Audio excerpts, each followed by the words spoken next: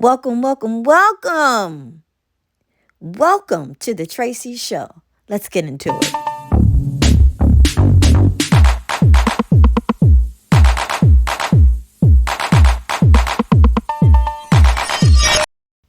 You know what we about to talk about. You know Sean Puffy Diddy Love Combs.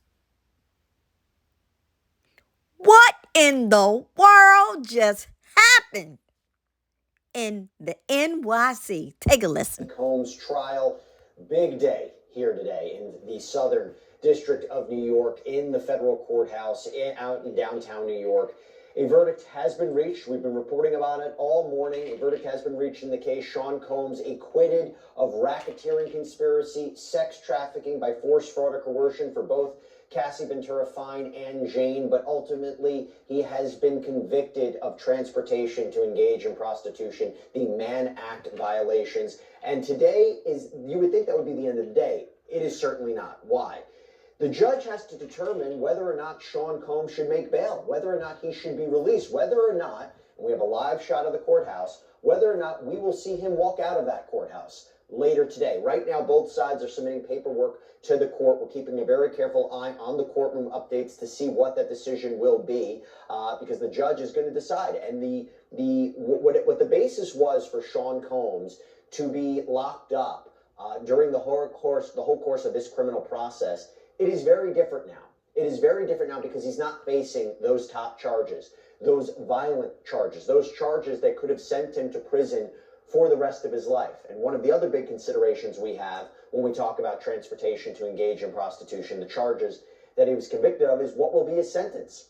While there are maximums of 10 years in prison on each charge, and although the prosecution has said that he could face up to 20 years if they stack them one after the other, it seems highly unlikely given a number of mitigating factors in this case. So Sean Diddy Combs has been acquitted of racketeering, ex-trafficking charges. Combs was convicted of 2 counts of transportation to engage in prostitution relating to Ms. Ventura and an anonymous victim known as Jane. In simple terms, it means the jury found Combs guilty of transporting the 2 women to places where they would participate in sex acts and prostitution. So, as you heard Law and Crime say, y'all got to check him out too because he breaks it down for you. The more serious charges, Sean Combs is acquitted. He is not guilty. So they want to see if he can come home on bail. Now, both of these charges, the maximum is 10 years. So if the judge want to put them on top of each other, he could do 20. I don't see him doing 20 years. I don't see him doing 20 years for this. I really don't. But, hey, everything looks a little different, and I wanted to tell you a little bit how things were looking in court. At 4:59 in the courtroom, Combs' lawyers Brian Steele and Jason Driscoll are patting each other on the back. Agnifilio is in the holding cell with Combs. His family is in the second row of the galley. At 5:04, Combs' lawyers, Agnifilio, Shapiro, and Garrigos, emerged from the holding cell, still waiting for Sean Combs to be brought into the courtroom by U.S. Marshals.